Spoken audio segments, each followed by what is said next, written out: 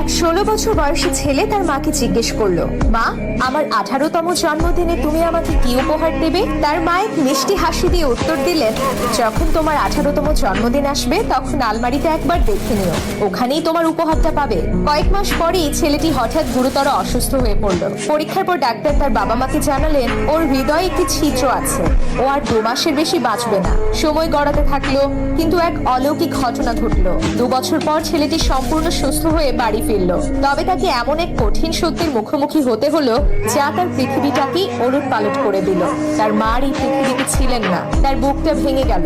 ঠিক তখনই মায়ের বলা কথাটা তার মনে পড়লো, আলমারিতেই তোমার উপহার থাকবে। সে দ্রুত পায়ে ছুটে গিয়ে আলমারিটা খুললো। ভেতরে একটি সুন্দর উপহারের প্যাকেট রাখা ছিল। কাঁপতে কাঁপতে সে উপহারটা খুললো। ভেতরে একটা চিঠি রাখা ছিল। চিঠিতে লেখা ছিল, আমার কলিজার টুকরা, যদি তুমি এই চিঠিটা এখন পড়ছো তবে এর মানে হলো তুমি পুরোপুরি সুস্থ আছো। আমার মনে আছে যখন ডাক্তার বলেছিলেন তোমার হৃদয়ে ছিদ্র আছে, সেদিন আমার পৃথিবীটাই শূন্য হয়ে গিয়েছিল। আমি সেদিন অনেক কেঁদেছিলাম, অনেক বেশি। তারপরে আমি একটা সিদ্ধান্ত নিলাম, আমি তোমাকে আমার হৃদয়টা দেব।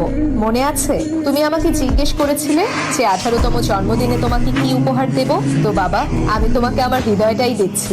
এটা সব সময় যত্ন করে রেখো। শুভ জন্মদিন বাবা, তোমার মা।